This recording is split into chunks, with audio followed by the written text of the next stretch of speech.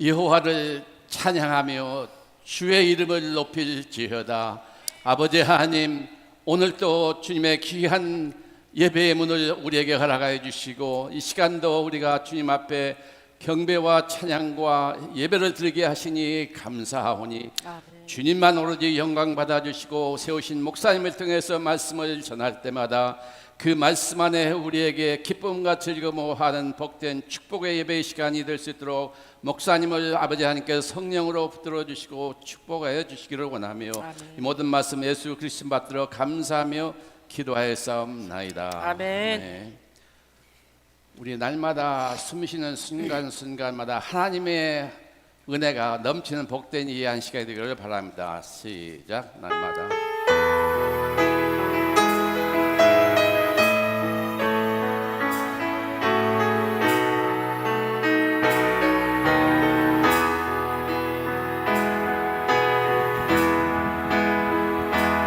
가사를 잘 생각하면서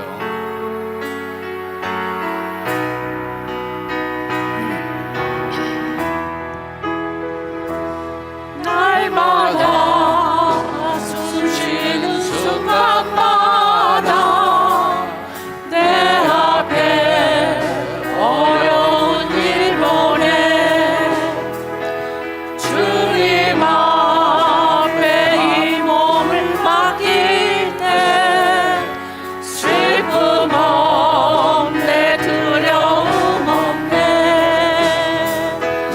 주님의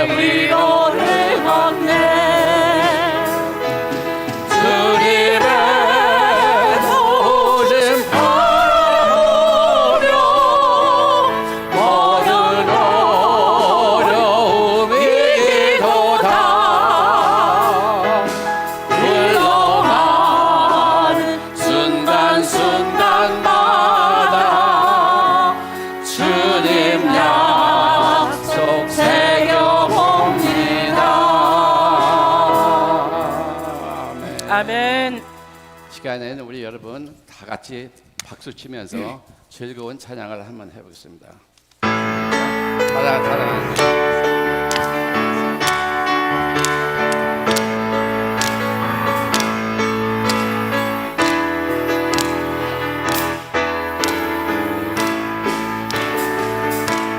사랑하는 주님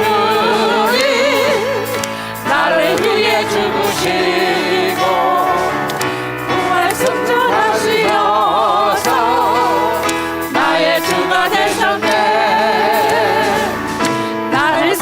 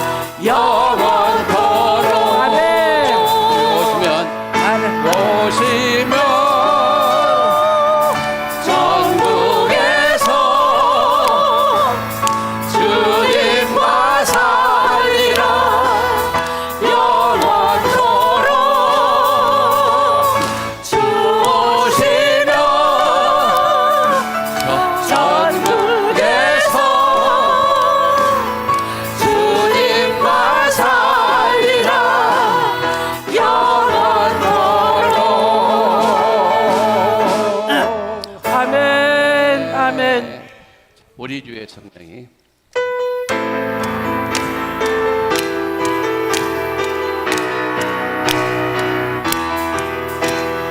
주의 성령이 내게 임하여 주를 찬양합니다. 우리 주의 성령이 내게 임하여 주를 찬양합니다. 찬양합니다. 찬양합니다. 주를 찬양합니다. 찬양합니다. 찬양합니다. 주를 찬양합니다. 우리 주의 성령이 내게 임하여 손뼉 치며 찬양합니다. 우리 주의 성령이 내게 임하여 손뼉 치며 찬양합니다. 손뼉 치면서 손뼉 치면서 주를 찬양합니다. 손뼉 치면서 손뼉 치면서 주를 찬양합니다. 우리 주의 성령이 내게 임하여 소리 높여 찬양합니다.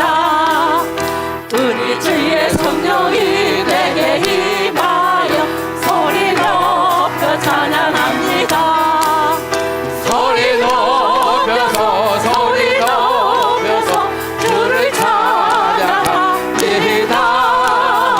소리 높여서 소리 높여서 주를 찬양합니다.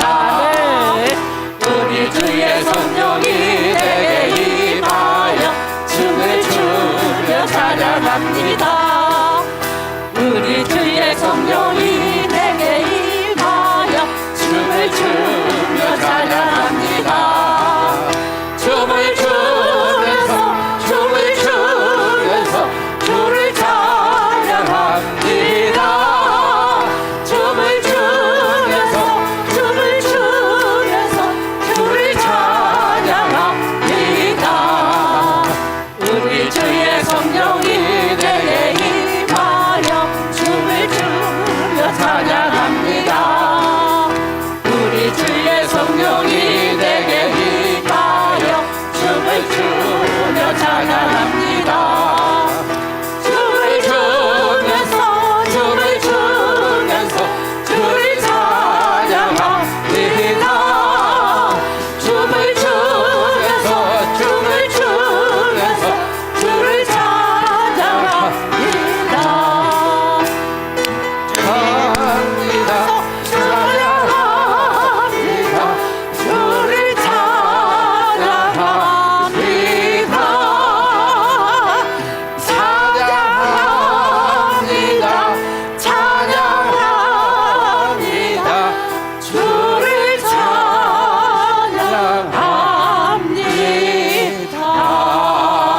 아멘. 할렐루야. 아멘. 아멘. 마지막 예배를 위해서 자 여러분 일어나 주시기 바랍니다.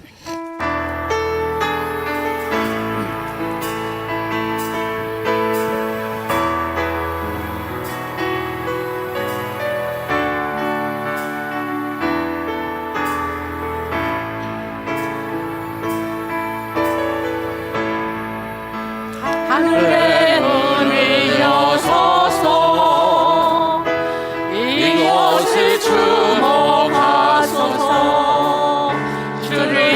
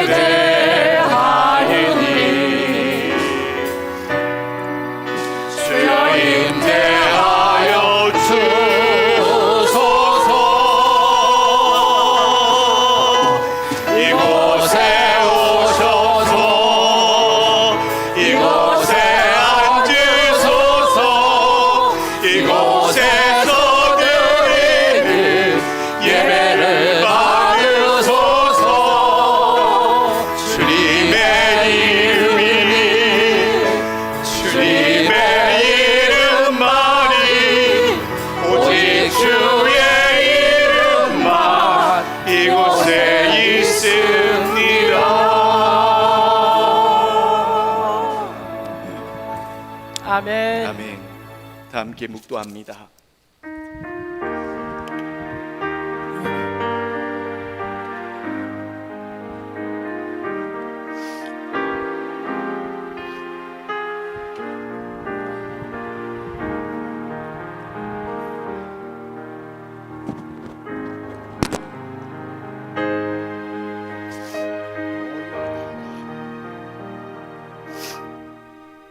지존자의 은밀한 곳에 거주하며 전능자의 그늘 아래에 사는 자여, 나는 여호와를 향하여 말하기를 그는 나의 피난처요 나의 요새요 내가 의뢰하는 하나님이라 하리니, 이는 그가 너를 새 사냥꾼의 올무에서와 심한 전염병에서 건지실 것이미로다. 그가 너를 그의 깃으로 덮으시리니 네가 그의 날개 아래에 피하리로다. 그의 진실함은 방패와 손방패가 되시나니 1000명이 내 왼쪽에서 10,000명이 내 오른쪽에서 엎드려지나 이 재앙이 내게 가까이 하지 못하리로다. 그가 너를 위하여 그의 천사들을 명령하사 내 모든 길에서 너를 지키게 하심이라. 하나님이 이르시되 그가 나를 사랑한즉 내가 그를 건지리라. 그가 내 이름을 안즉 내가 그를 높이리라. 아멘.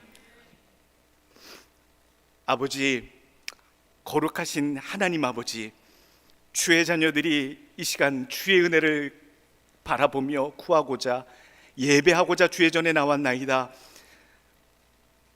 참으로 절망하는 인생들을 십자가의 구원의 은혜로 말미암아 바꾸어 주시고 말할 수 없는 하나님 그 은혜로 구원의 길을 열어주셔서 우리가 이 땅에 사는 동안 감사함으로 소망을 갖고 날마다 살아갈 수 있게 하여 주셨사오니 하나님 고맙고 감사합니다. 갚을 수 없는 사랑을 받은 자들이오니 우리 하나님을 많이 사랑하는 자들로 살아가게 하여 주옵소서. 그 하나님의 공덕을 하나님 찬양하며 그 이름을 높이는 자로 살아가게 하여 주시옵소서. 우리 하나님을 깊이 경외하는 자로 살아가게 하여 주시옵소서. 예배하는 자로 살아가게 하여 주옵소서. 주의 말씀에 순종하는 자로 살아가게 하여 주옵소서. 주께 나와 기도하며 주께 맡기며 살아가는 자로 하나님 살아가게 하여 주옵소서. 이 자리에 예배하고자 하오니 주의 성령을 부어 주옵시고 주의 영께서 임재하심으로 우리가 아버지께 향하는 고귀한 예배가 하나님 흠양되어지는 귀한 시간 되게 하여 주옵소서. 연약하고 부족한 저희들이오니 주의 강건하심으로 하나님 더딥혀 주옵시고 모자라고 미련하오니 주의 명철로 진리 가운데 행하게 하시며 깨닫게 하여 주옵시며 참 예배 가운데 기쁨을 누리는 이 시간 되게 하여 주옵소서. 간절히 원하며 예수님 이름 받도록 기도하옵나이다. 아멘. 참회와 회개 강구합니다. 나는 너희에게 이르노니 형제에게 노하는 자마다 심판을 받게 되고 형제를 대하여 나가라 하는 자는 공회에 잡혀가게 되고 미련한 놈이라 하는 자는 지옥불에 들어가게 되리라. 그러므로 예물을 제단에 드리려다가 거기서 내 형제에게 원망 들을 만한 일이 있는 것이 생각나거든 예물을 제단 앞에 두고 먼저 가서 형제와 화목하고 그 후에 와서 예물을 드리라. 너희가 서로 사랑하면 이로써 모든 사람이 너희가 내 제자인 줄 알리라. 한 주간에 부끄러웠던 많은 허물과 잘못된 생각과 행위들을 이 시간 예배 전에 하나님 앞에 온전히 자복하고 회개하시길 원합니다. 함께합니다. 온전치 못했습니다. 거룩하지 못했습니다. 선하지 못했습니다.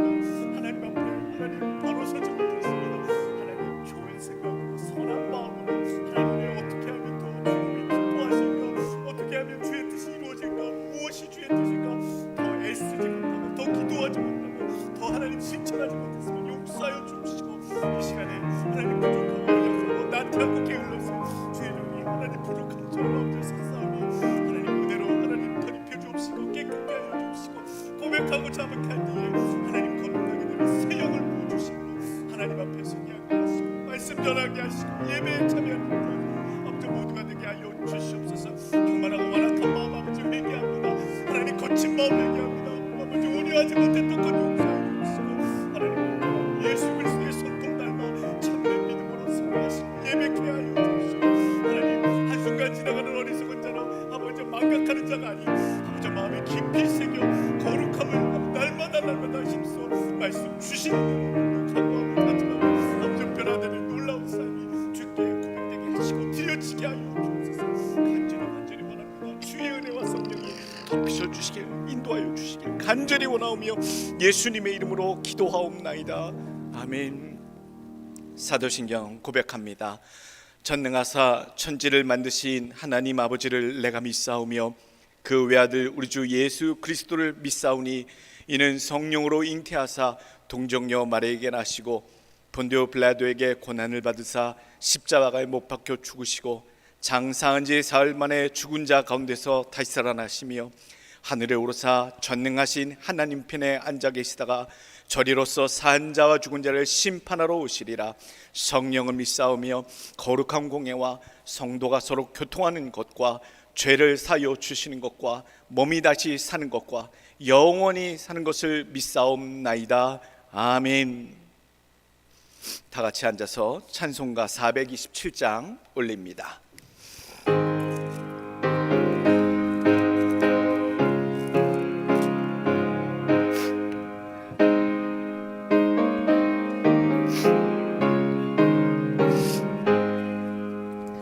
마음 가난한 사람 복이 있나니 천국이 그들의 것이며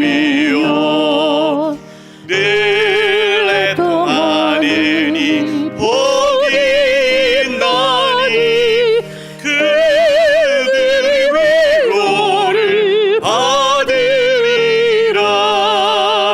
온유한 사람은 복이 있나니 그 땅이 기업이 될 것이요 사모하느니 복이 있나니 그들의 배부를 것이로다. 긍휼히 여기면 복이 있나니 긍휼히 여김을 받으리라.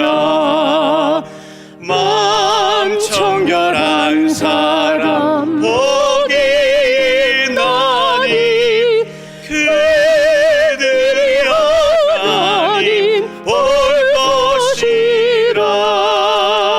화평케 하느니 복이 있나니 그들이 하나님 아들이요 핍박을 받느니 복이 있나니 천국이 그들의 것임이라. 주 위에 욕보면 복이 있나니 하늘의 큰 상을 받으리라. 성부와 성자와 성령께 영광 영원히 돌리세. 할렐루야.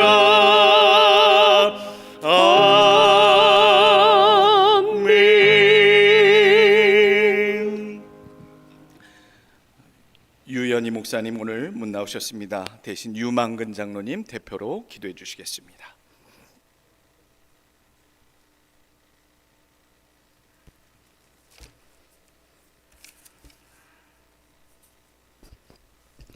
기도드리겠습니다.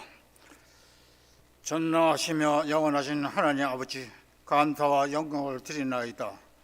연약한 저희를 사랑하시고 친히 인도하시는 하나님 아버지, 오늘을 거룩한 주님의 날, 주님 전에 나와 찬양과 경배와 영광을 드릴 수 있도록 인도하여 주시니 감사합니다. 우리의 마음을 주장하셔 주시오. 온 마음과 정성을 다하여 신령과 진정으로 예배드리도록 인도하여 주소서. 오늘 예배에 참석하신 성도님 한 분 한 분이 이래 동안 고단한 삶과 무더움 속에서도 지치지 않도록 말씀과 찬양으로 위로해 주시고 우리의 영혼을 늘 편안하게 채워주시고 은혜로 채워주시는 하나님께 감사를 드립니다. 오늘도 주님의 은혜 가운데 삶을 시작합니다. 주의 은혜를 구하며 세상 가운데로 나갑니다. 우리 안에 펼쳐질 일들 속에 하나님의 영광이 나타나게 하옵시고 세상의 유혹 속에 넘어지지 않도록 우리를 인도하여 주실 줄 믿사옵나이다. 우리가 연약하여 말과 생각과 행동으로 지은 죄를 깨닫지 못하오고 모든 죄와 허물을 주님 앞에 고백하고 하오니 십자가의 보혈로 깨끗이 씻어 주시옵소서.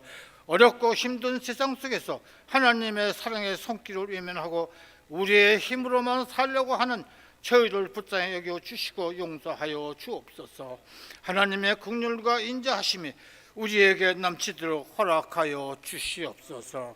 위대한 하나님, 저마다 다른 상황과 이유로 어려운 일들을 헤쳐나갈 수 있도록 인도하여 주시옵고 하나님을 믿고 신뢰함으로 세상의 방법을 쫓아가지 않고 말씀을 통해 위로받고 지혜를 구하여 앞에 놓인 문제점들을 헤쳐나갈 수 있도록 인도하여 주시옵소서.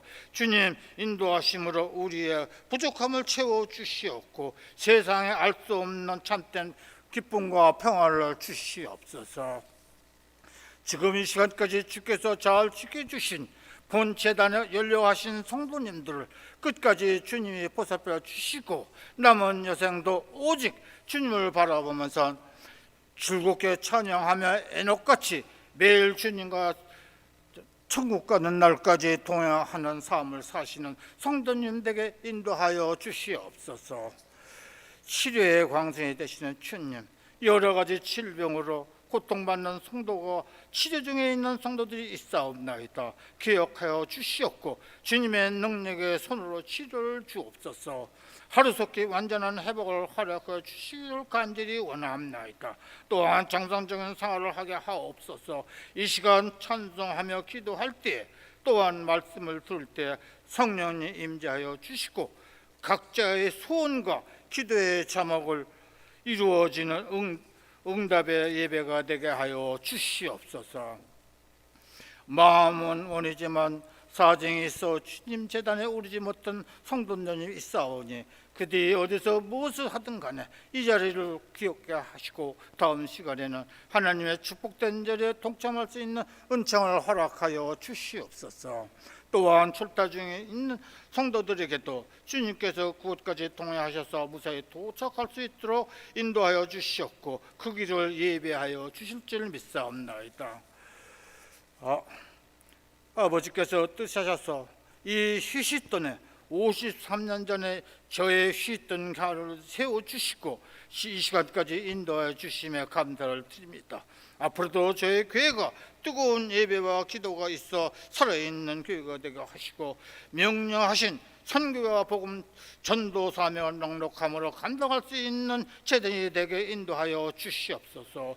하나님께 성도님 모두에게 성령 충만을 허락하시어 하나님의 역사가 일어나는 귀하고 복된 교회가 되게 인도하여 주심으로 말미암아 주님의 모든 교회를 건강히 지켜나가는 믿음의 형제 자매이 될 수 있도록 인도하여 주시옵소서. 또한 교회 각 부서에 세우신 일꾼들에게 지혜를 허락하셔서 이 교회가 더욱 부흥발전하게 하시고 하나님 나라가 확장되어 가는데 사용하여 주시옵소서. 해외에서 주의 복음을 전하는 선교사님들 기억하시고 사역의 승리를 주옵소서.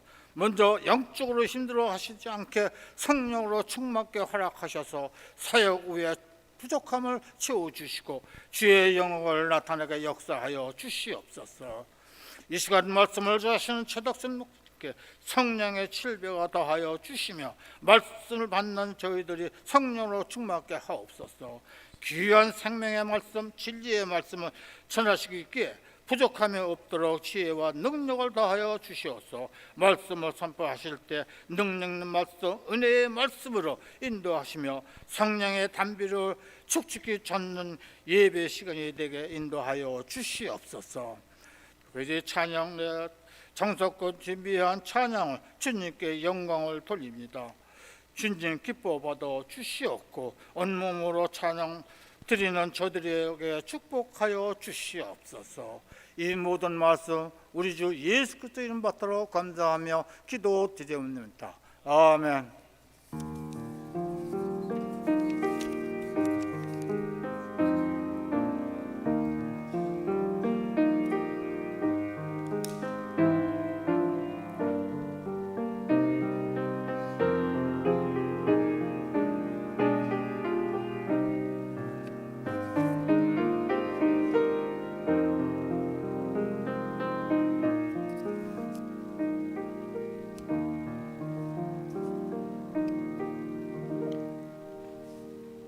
하나님의 말씀 봅니다.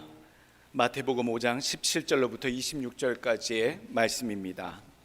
마태복음 5장 17절부터 26절까지 말씀.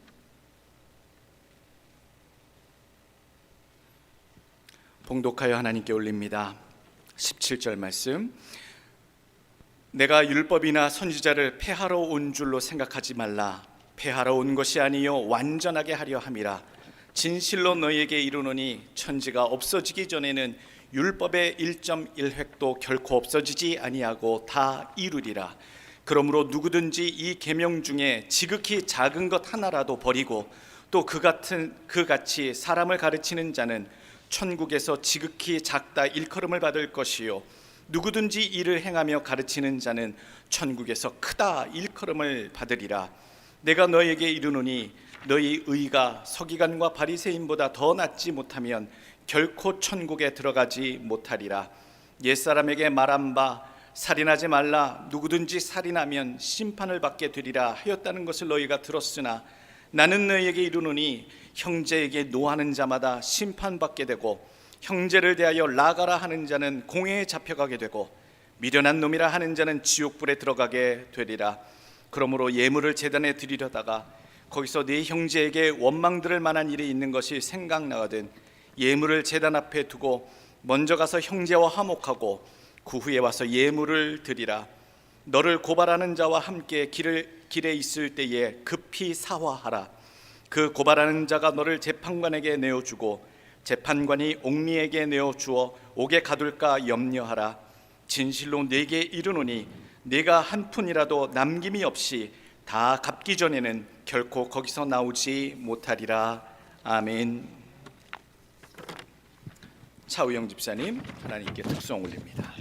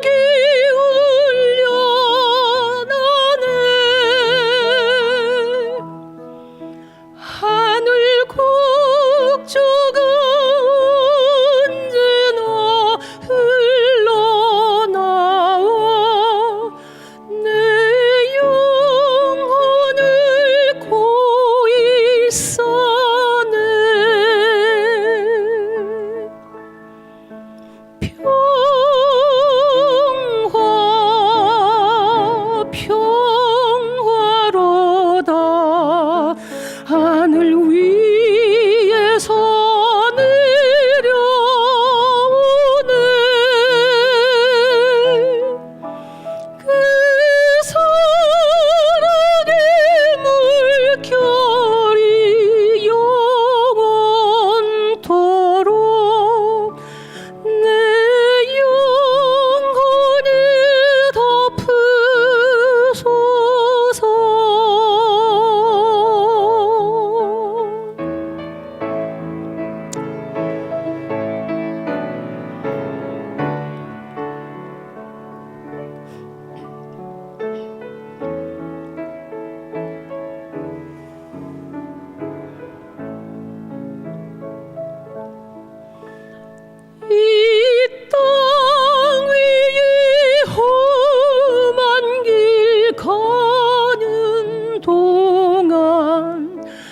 참된 평화가 어디 있나.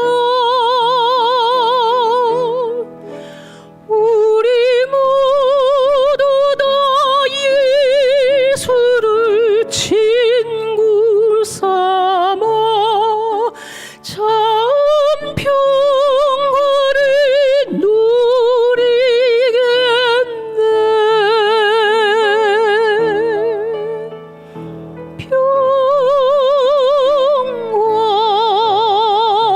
평화로다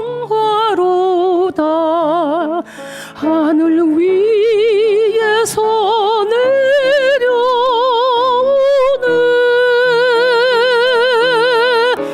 그 사랑의 물결이 영원토록 내 영혼을 덮으소서.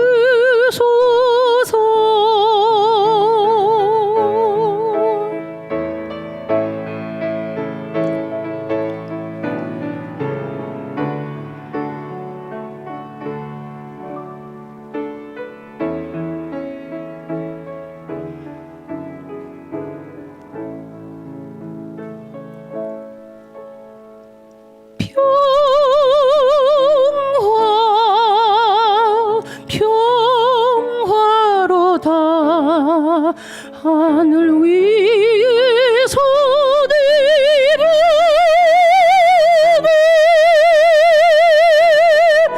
그 사랑의 물결이 영원토록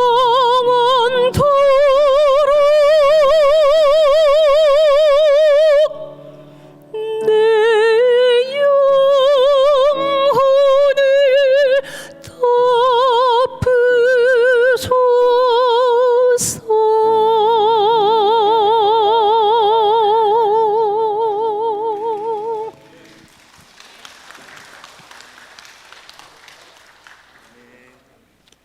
감사합니다. 기도하겠습니다. 우리 영혼 깊은 곳에서 우러나오는 그 기쁨이 우리 하나님으로부터 말미암은 것을 고백합니다. 우리 마음속에 있는 근심의 바위를 덮으며 녹이며 없앨 만한 그 풍성하신 은혜가 변함없이 가득 있게 하여 주옵소서. 놓치지 않게 하시고 사모하게 하시고 주의 말씀의 진리가 우리를 기쁨으로 늘 우리를 이끌어 주시사 하나님의 영광된 삶이 무엇인지 깨닫게 하여 주옵시고 하나님이 기뻐하시는 삶이 무엇인지 감사함으로 자족함으로 영광 돌림으로 살게 하여 주옵소서. 주의 주시는 말씀 들을 때에 깨닫길 원하오니 성령께서 우리 마음 가운데 우둔한 우리 심령 가운데 깨닫는 영으로 허락하여 주시고 하나님 그 기쁨을 그 감동을 이 시간에 우리들에게 허락하여 주옵소서. 예수님의 이름으로 기도하옵나이다. 아멘. 율법을 완성하는 자들, 오늘 말씀의 제목입니다. 율법을 완성하는 자들이 됩시다. 종갓집 맏며느리는 하늘이 내려주신다라는 말이 있습니다. 혹시 여러분들 가운데 종갓집 맏며느리 출신 계십니까? 여러분 종갓집이 뭡니까? 종갓집이 문종이라고 얘기하기도 하고요, 종중이라고 하기도 하고요, 가문 이렇게 얘기하기도 하지요. 맏아들로만 이어져 내려온 집, 그래서 그 문중의 전통과 제사와 또 중요 행사의 모든 것들을 관장하는 집을 종갓집이라고 얘기합니다. 근데 그 종갓집의 며느리들이 얼마나 그런 행사와 일들을 자손 세대 대대로 그것을 지켜 행해 왔겠느냐. 그 며느리들 중에서도 가장 첫 번째 맏며느리가 그 크고 작은 문중의 일들을 섬기면서 얼마나 많은 일들을 지키며 역할을 감당해 냈겠느냐. 그래서 종갓집 맏며느리라는 것은 그 역할을 제대로 수행하기 위해서 그만큼 어려운 일이니 하늘에서 점지해 주신다라고 하는 의미로 사람들이 예전서부터 종갓집 며느리는 하늘이 점지해 내려주신다라는 표현을 썼다고 합니다. 참 종갓집 며느리로 살아간다는 걸 생각하니 다 지키며 행하며 살아가야 될 것이 참 많겠구나. 한두 가지가 아니겠구나. 엄히 지키고 행할 일들이 많은 인생이겠구나. 그런 생각을 해보게 됩니다. 그런데요, 오늘 마태복음 5장 17절부터 26절의 말씀 가운데 나오는 유대인들이 지켜야 했던, 여호와 하나님을 경외하기 위해서 지켜야 했던 율법을 생각해 보면 이 율법이 10계명을 근간으로 하여서 613개나 됩니다. 613개의 율법을 저들의 삶에 매일매일 순간순간마다 때때마다 지켜 산다라고 했다라고 하면 저들 또한 종갓집 며느리와 같이 참으로 많은 그런 마음의 부담과 고민이 있었을 것이구나라는 생각을 해보게 됩니다. 율법이 무엇입니까? 모세 이래로 하나님께서 구원하실 하나님의 백성들에게 지켜 살라고 하는 10계명을 중심으로 주신 하나님의 교훈이시고 지침이십니다. 출애굽기 20장에 나오는 이 10계명을 중심으로요, 히브리어로는 토라라고 부르고요, 우리가 그 토라와 토라 내용 사이사이에 있는 짤막한 이야기들을, 재미난 이야기들을 탈무드라 얘기를 하지요. 탈무드는 사실 별책 부록과 같은 부분이고 하나님의 계명이 적혀져 있는 것을 토라라고 이야기합니다. 10계명이 가장 근간이 되는 내용인데 결국 10계명을 중심으로 한 창세기서부터 창세기, 출애굽기, 레위기, 민수기, 신명기에 이르는 모세 오경 속에 나오는 하나님이 하라라고 말씀하신 명령과 하지 말라라고 말씀하신 명령을 다 모아서 정리한 것이 613가지였다는 것이에요. 그러니까 613가지의 명령, 할 것과 하지 말아야 될 것에 대해서 저들이 지키면서 하나님을 경외하는, 하나님께 나아가는 삶을 살았다라는 것입니다. 율법을 하나님께서 주신 목적이 분명히 있습니다. 왜 주셨는가?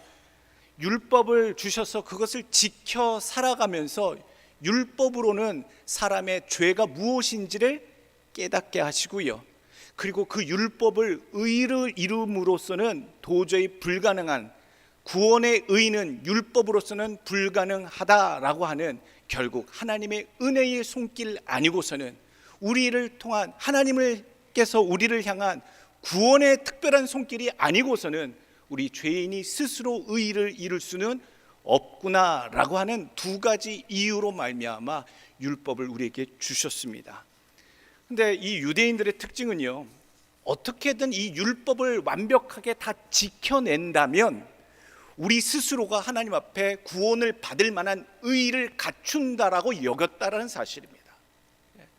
율법을 지키는 것으로 하나님을 경외하는 지침을 삼아 살아가려고 주셨는데 그것을 다 지켜야만 구원을 받을 수 있다라고 여기며 지키지도 못할 그 내용들을 많이 세대와 세대를 거듭하며 율법을 지키도록 가르쳐 왔다라는 것이지요.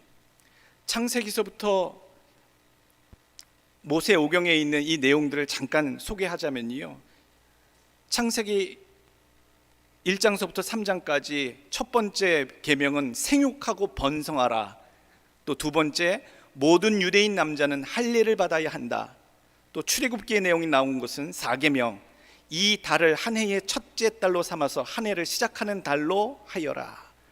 7계명, 6월절에 먹는 양고기는 날로 먹거나 삶아 먹어서는 안 된다. 8계명, 6월절 양고기는 다음 날까지 남겨서는 안 된다. 9계명, 6월절에는 누룩을 제거해야 한다. 레위기의 내용이 있습니다. 117계명, 곡식 제물에는 누룩이나 꿀이 들어가서는 안 된다. 118계명, 모든 곡식 제물에는 소금이 빠져서는 안 된다. 민수기로 넘어가면요, 362계명, 악성 피부병 환자와 고름을 흘리는 사람과 주검에다 부정을 탄 사람은 모두 진에서 내보내야 한다. 363계명, 하나님이 머물고 계신 진을 더럽혀서는 안 된다. 신명기 415계명입니다. 재판관은 아무도 두려워해서는 안 된다. 416편 16계명, 다른 사람의 것을 탐내서는 안 된다. 418계명, 하나님을 사랑하라. 419계명, 자녀에게 부지런히 주의 규례와 법도를 가르치라. 595계명 40대 이상 매질하여 때려서는 안 된다. 마지막 613계명 토라 율법을 써서 간직하고 있어야 한다. 그러니까 몇 가지 것만 추려봤는데요, 이것이 하나님을 향한 믿음의 지침들, 즉 도덕법이거나 또는 예식법이거나 또는 음식법이거나 하나님이 저들에게 필요한 것들이 무엇인지, 믿음으로 하나님의 백성으로 살아갈 때에 지켜야 할 지침들이 무엇인지, 도덕법과 예식법과 음식법과 국가를 운영하는 민법에 대해서 613가지의 율법을 주셨다라는 거예요. 오늘 우리가 이스라엘 백성들이 이 율법의 정신에 따라 하나님을 섬겼다는 것을 기억을 해야 합니다.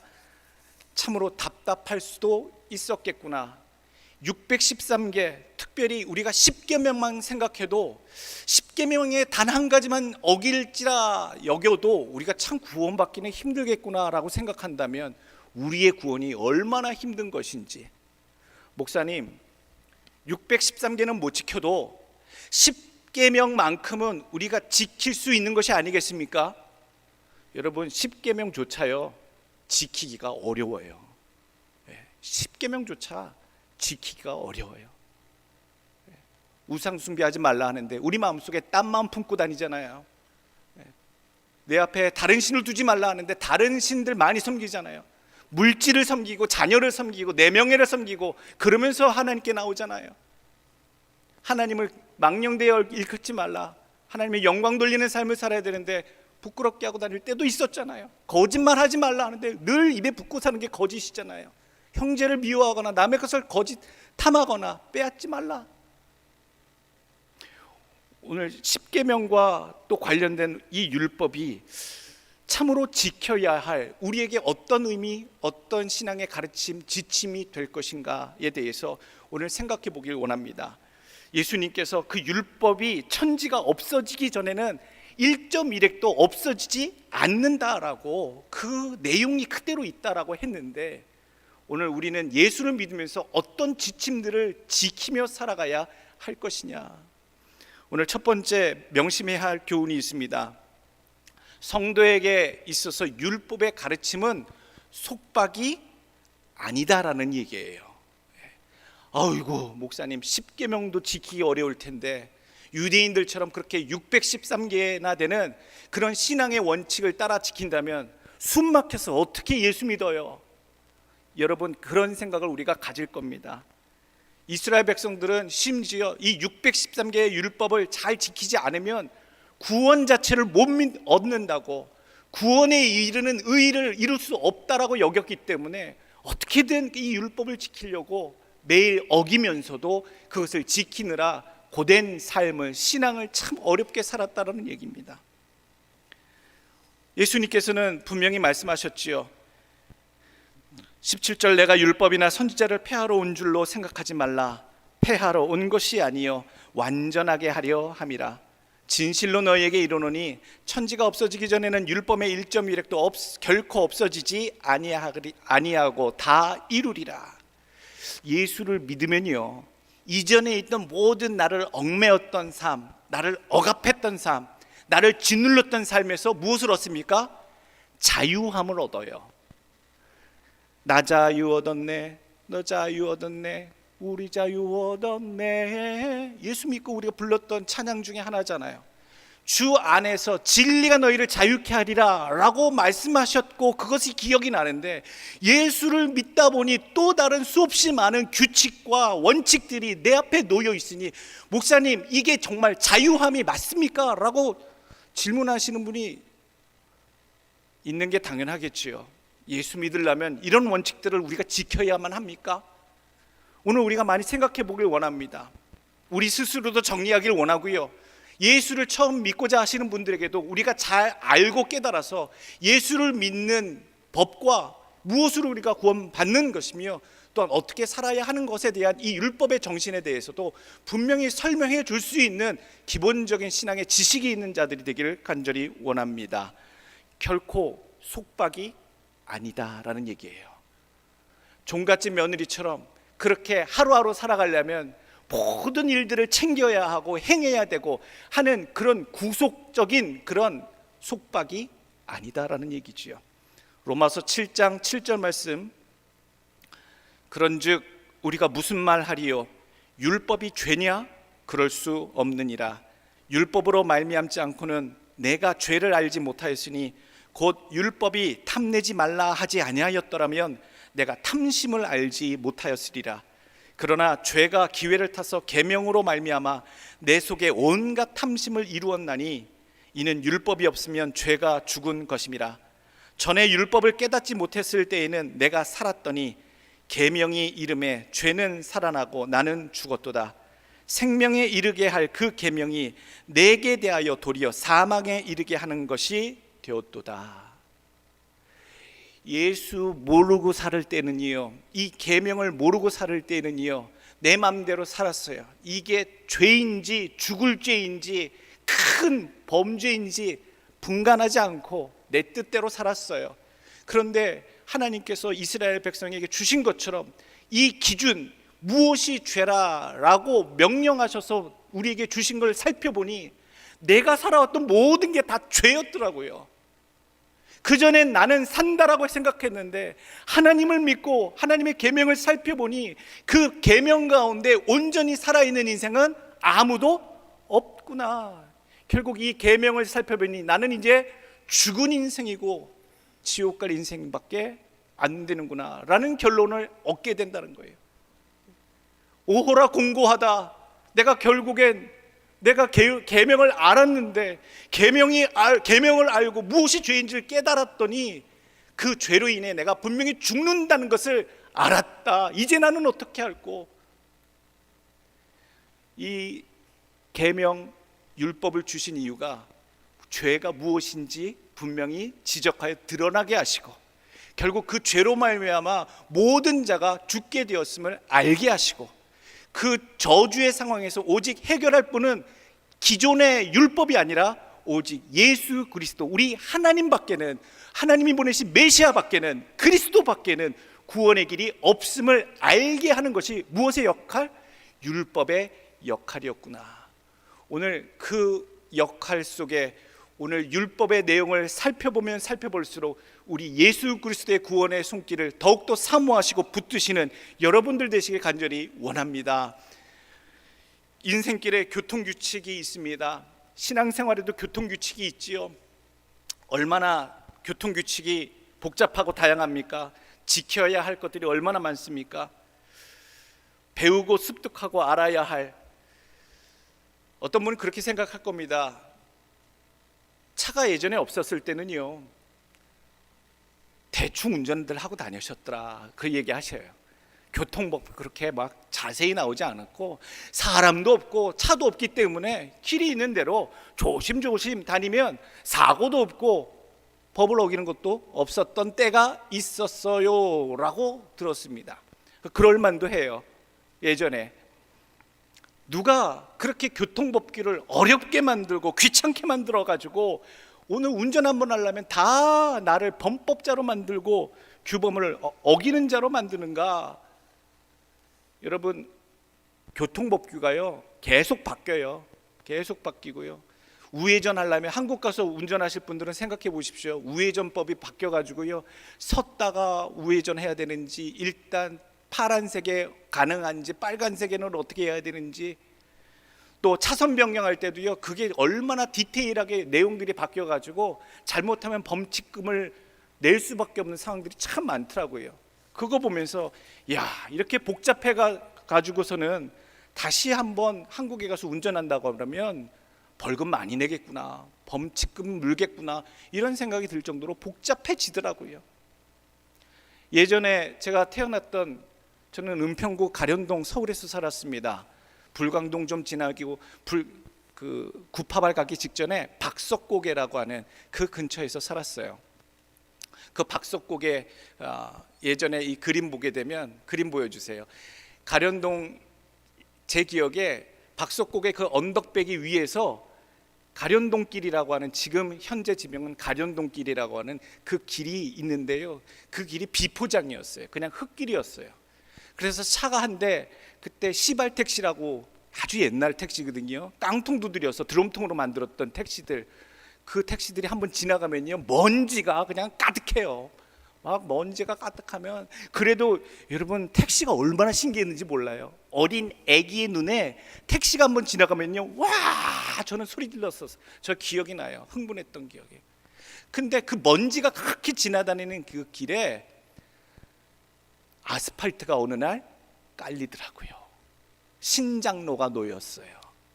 제가 저 사진을 찾으려고 은평구 문화 역사 박물관, 온라인 박물관을 자꾸 찾았는데 우리 동네는 아니에요. 저 아랫동네 역촌동 쪽 같은데, 박석곡에서 내려오는 그 길은요 위에서부터 경사가 져서요, 거기서 형님이 얻어온 자전거를 타고서 뒤에 얻어 타고 두 발을 딱 놓고 내려오면 신나게 내려왔어요. 끝까지 내려와서 그렇게 즐거워하던, 먼지를 뒤집었으면 좋아했던, 거기는요 교통법규가 필요 없는 곳이었어요. 법이 필요 없어요. 그냥 신나게 타고 놀면 되고, 차 오면 비켜주면 되고, 안 부딪히면 되고. 근데 아스팔트가 깔리고요, 어느 날서부터 차들이 좀 많아지기 시작하니까요, 교통사고가 나서 사람들이 죽더라고요. 사람들이 그 바로 앞에서 끽 스키드 소리와 함께 사고가 날 때마다 사람들이 자주 죽어요.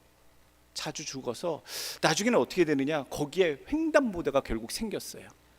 횡단보도로 생겼는데, 횡단보도로, 예전에는 횡단보도로 건널 생각을 안 했어요. 그냥 건너댕겼으니. 근데 횡단보도를 안 건너면 경찰이 잡아요. 어느 순간 그것을 지켜야만 되더라고요.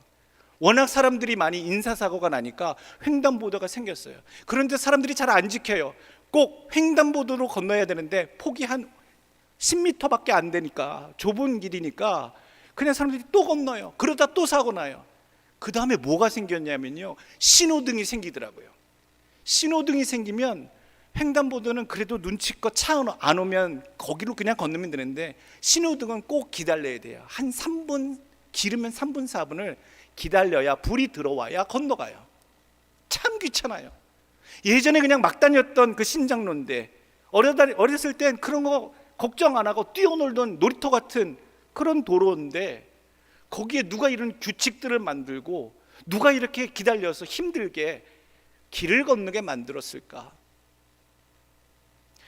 우리가 살면서 생각해 보면은 많은 것들을 깨닫게 됩니다. 사람들의 생명을 지키기 위하여, 사람들의 안전을, 질서를 지키기 위하여, 나를 지키고 내 자녀를 지키고 우리 가족을 지키고, 거기 늘 왔다 갔다 하는 사람들의 생명을, 이웃들의 생명을 지키고자 규칙들이 결국엔 세워지고 지키게끔 하는 것이구나. 그 원칙을 아니까 조금 이해가 되더라고요. 전에는 불편했어요. 오늘 우리가 살아갈 때에 율법이 내게 더 이상 어떤 의미가 있느냐, 내가 예수를 믿는데 내 마음대로 그 은혜 가운데 살면 되지, 십계명의 그 원칙이 내게 더 이상 어떤 의미가 있느냐. 십계명의 정신, 하나님의 사람들을 하나님의 사람답게 하나님을 경외하고 이웃을 사랑하며 또 생명들을 존중해주고 그들을 배려하는, 사랑하고 용서해주고 용납해주는 그 아름다운 배려의 정신이 그 원칙에 담겨져 있다는 것을 느끼는 순간, 속박굴레의 법칙이 아니라 그것을 잘 지킴으로 사람의 생명을 존중하고 안전을 지키고 평안을 누리는 지침이 되겠구나. 그것을 생각하니 그 규칙들이 달리 느껴지고 보여지기 시작합니다. 오늘 우리 예수 믿는 사람들 가운데도 아무것도 없는 삶에 길이 놓였어요. 뻥 뚫렸어요. 예수 그리스도를 향한 놀라운 길들이 열렸어요. 주님께 나아갈 때에 우리가 뛰기도 하고 걷기도 하고 내 마음대로 다녔습니다만, 이제 주를 향한 그 길을 갈 때에 지켜야 할 원칙들이 있었음을, 근데 그 원칙들이 나를 억압하고 불편하고 속박하기 위한 규칙과 원칙이 아니라 오직 하나님을 더 경외하고 하나님을 더 신뢰하고 하나님을 사랑하고 이웃을 배려하기 위한 참으로 하나님이 디테일하게 알려주신 하나님의 지침이었구나라고 하는 사실을 오늘 다시 한번 기억하기를 간절히 원합니다. 에베소 있는 교인들에게는요, 사도 바울이 다르게 얘기합니다. 에베소서 2장 15절 말씀 보게 되면, 원수된 것 곧 의문에 속한 계명의 율법을 자기 육체로 폐하셨으니, 예수님께서 이 율법을 폐하셨다라고 사도 바울이 에베소 교인들에게 선포합니다.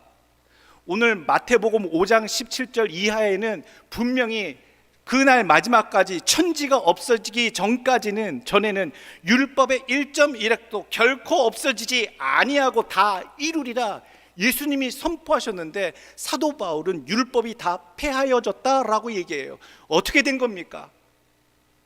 예수님의 말씀이 맞습니까? 사도 바울의 말이 맞습니까? 율법이 폐하여졌습니까?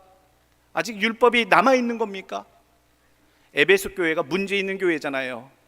에베소 교회에 이 사도 바울이 에베소서를 써서 보낼 때의 문제가 무엇이었습니까? 예수를 믿어 어떻게 구원받습니까?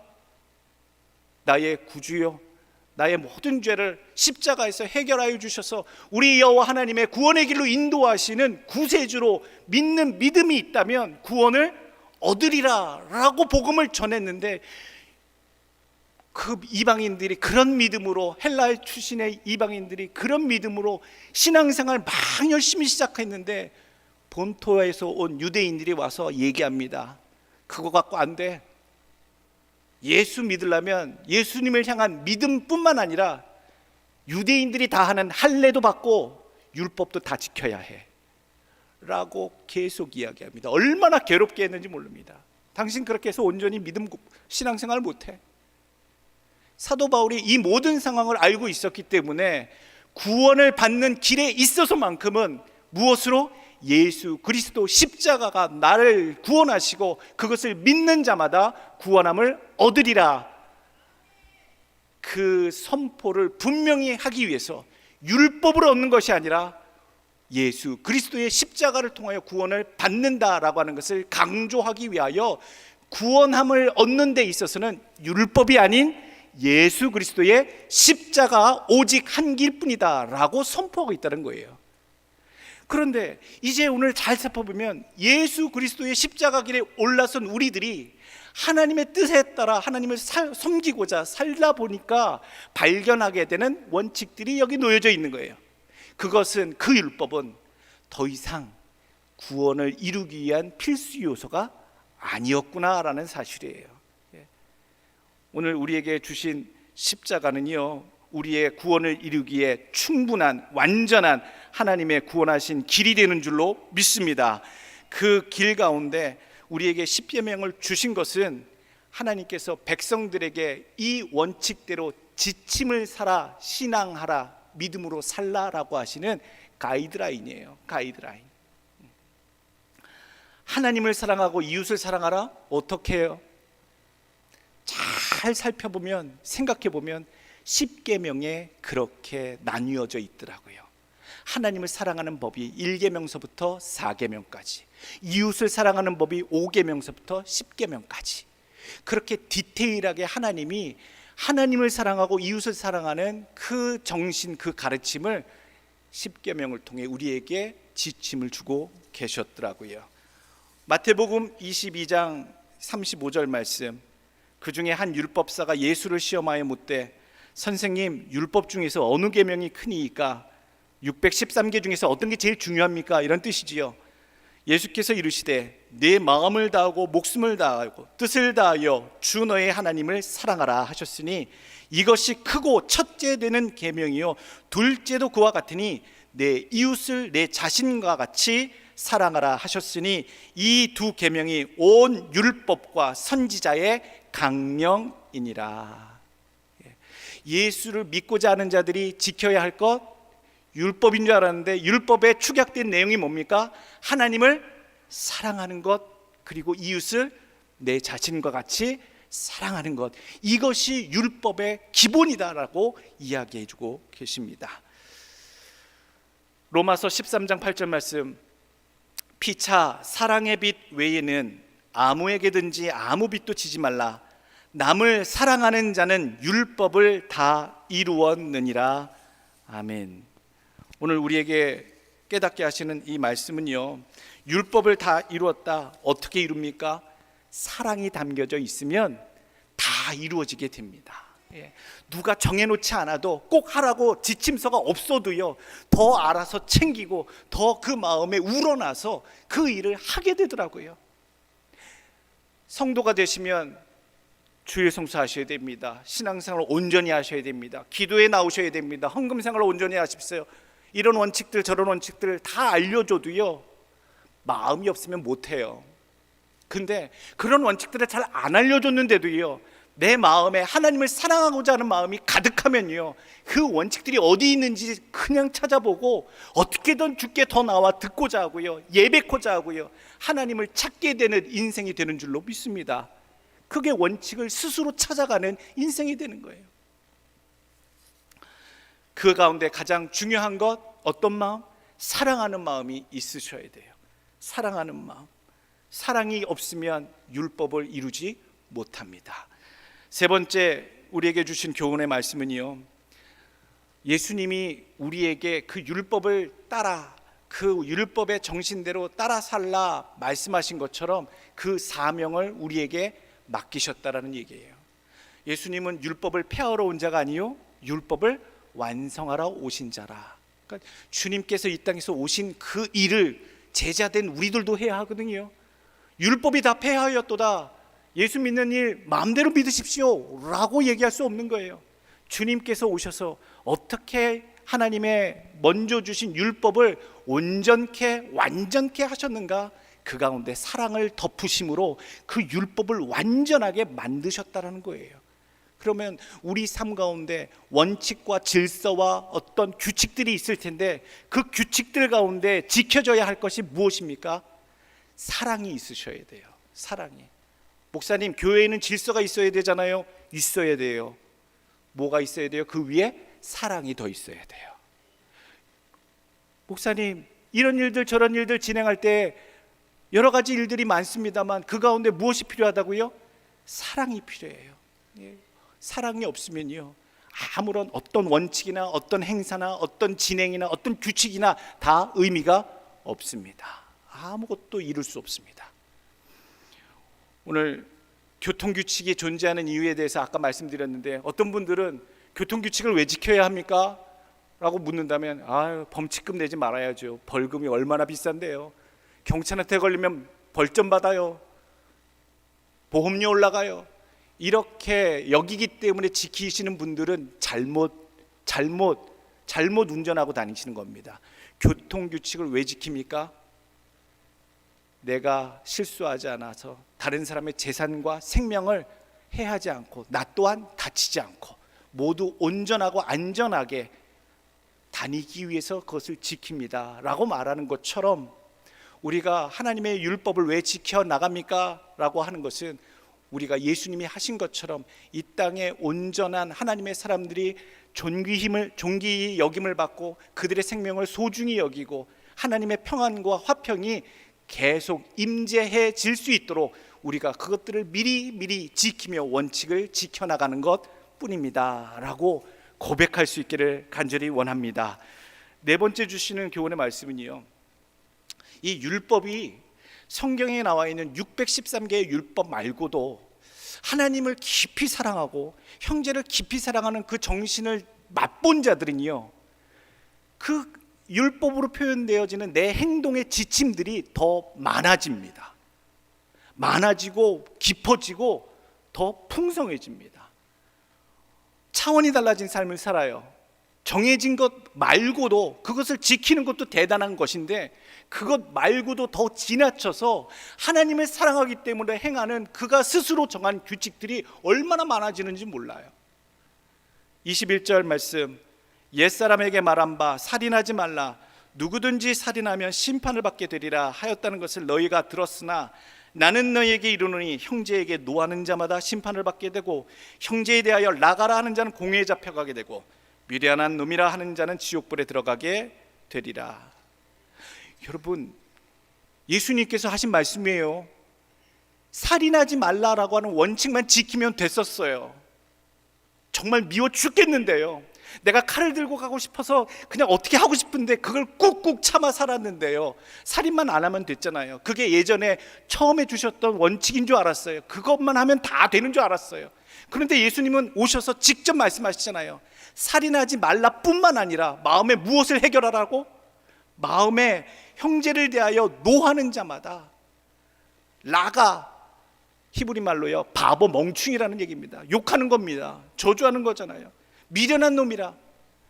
살인하는 것으로 심판받는 그것이나 형제를 미워하고 저주하고 욕하는 것으로 심판받는 것이나 똑같다라고 얘기하시는 거예요. 그러니 예수 믿는 이 차원이 얼마나 높아졌는지 몰라요. 얼마나 높아졌고 근본적인 것이고 그 마음 중심적인 일이 됐는지 모르겠어요. 예수 믿어 이 자리에 앉으셨는데 마음속에 아직도 증오심이 있으신 분들, 다툼이 오래 가면요 사람들 마음속에 증오심이, 깨지지 않는 증오심이 자리 잡습니다. 우리가 해결해야 될 문제예요. 우리가 해결해야 되는, 그게 썩은 뿌리, 나무 뿌리처럼 도대체 안 바뀌어요. 왜냐하면 수없이 받은 억울함과 원한이 그게 담기고 굳어졌기 때문에, 견고해졌기 때문에 이게 해결되려면요 정말 어렵습니다. 근데 이게 해결이 안 되면 예수를 온전히 믿을 수가 없어요. 우리가 왜 예배 전에 이 말씀을 낭독하고 회개합니까? 여러분, 회개할 때 눈물 안 나오세요? 한 주간에도 내가 실수한 게 있고 거룩한 척 하나님의 백성인 줄 알고 살았는데 얼마나 독서를 내뱉고 얼마나 나쁜 생각 순간순간 5만 가지 것들을 하루에도 몇 번씩 몇백 번씩 했는지, 일주일 168시간의 그 시간 중에 거룩하게 지내는 예배 드리는 1시간 빼놓고 얼마나 하나님 앞에 합당하게 거룩하게 여기시는 삶을 내가 살았는지. 오늘 우리의 삶에 내 마음속을 들여다보시길 바랍니다. 목사님, 내가 얼마나 속으로 내 남편을 죽였는지 몰라요. 내가 우리 원수 같다라고 얘기하는 우리 자식들도 입으로 저주하고 미워하고 말 안 들어서 그랬는데 얼마나 속으로 마음속으로 미워했는지 몰라요.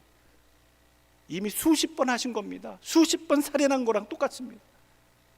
오늘 우리 마음속에 있는 미움과 다툼, 분노와 저주, 이런 모든 것들을 근본적으로 고치시고 새롭게 하시는 여러분들 되시길 간절히 원합니다. 눈물이 안 나올 수가 없어요. 그래서 오늘 내 안에 주님이 주신 율법의 원칙이 더욱더 디테일, 자세하길 원하고요, 섬세하길 원하고요, 내 중심의 본질로 향하는 가르침이 되고 깨달음이 되기를 간절히 원합니다. 사랑해 보니 더 지키게 되더라고요. 그냥 해야 될 것만 그냥 루틴 삼아 하면 되는데 사랑하는 마음이 담기면 더 하게 됩니다.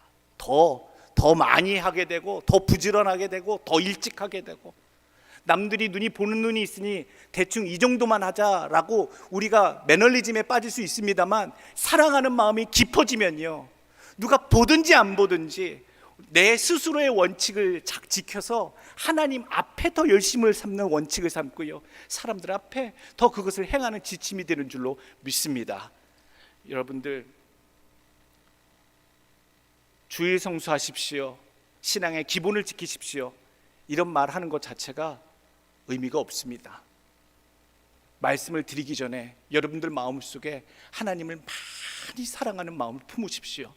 그리고 내 이웃을 향하여 진심으로 본질적으로 마음속 깊은 곳에서 사랑하고 용서할 수 있는 마음을 품게 해달라고 이 시간 먼저 구하시길 간절히 원합니다. 오늘 마지막에 주시는 이 율법과 믿음에 대한 교훈은요, 서로 사랑으로 화목하라라는 얘기입니다. 이게 율법의 정신이에요. 하나님이 우리를 화목해 하시려고 예수님을 십자가에 달려 이 땅에 고난받고 돌아가시고 다시 살려내셨어요. 십자가는 죄인들을 향한 하나님의 사랑이에요. 아픈 자들에 대한 하나님의 사랑은 뭔지 아세요? 병고침이죠. 배고픈 자들을 향한 하나님의 사랑이 뭔지 아세요? 배고픔을 해결해 주신 거예요. 외로운 자에 대한 하나님의 사랑이 뭔지 아세요? 친구 되어 주심이에요. 연약한 자에게 주신 하나님의 사랑이 뭐예요? 강건케 해주시는 손길이에요. 오늘 우리 죄인들은요, 하나님께서 죄 용서해 주신 가장 근본적이고 큰 사랑을 베풀어 주신 줄로 믿습니다. 기억하십시오. 그래서 우리가 가장 기본적으로 해줘야 할 우리 신앙의 삶의 자세는요, 무조건 다른 자들이 내게 잘못한 것들에 대해서 나를 용서해 주신 것처럼 무조건 용서해 주는 거예요. 무조건 용서해 주는 거예요. 형제와 화목하고 그 후에 와서 예물을 드리라. 믿음 생활 온전히 하시려면 형제와 내 가까이 있는 자들과 원수된 것 없이 저 문에 들어오실 수 있도록 한 주간 해결하고 주 앞에 서시길 간절히 원합니다. 하나님께서 화목해 만드셨고 우리에게 그 화목해 하게 하시는 사명을 주셨으니 율법의 정신대로 화목해 하는 자로 날마다 살아가길 간절히 원합니다. 힘들고 어려운 자녀 교육도요, 사랑하는 마음이 있으니까 결국 하게 되더라고요. 우리가 참으로 예수 믿는 일이 참으로 내게 해를 끼치고 나를 해악을 행한 자들을 사랑하기 힘들고 나를 손에 끼친 자들을 품기 어렵습니다만, 예수 그리스도 나를 향한 사랑을 생각하고 그 사랑을 행한다면 놀라운 역사가 일어나게 될 줄로 믿습니다. 사랑 없이 할 수 있는 것은 하나도 없습니다.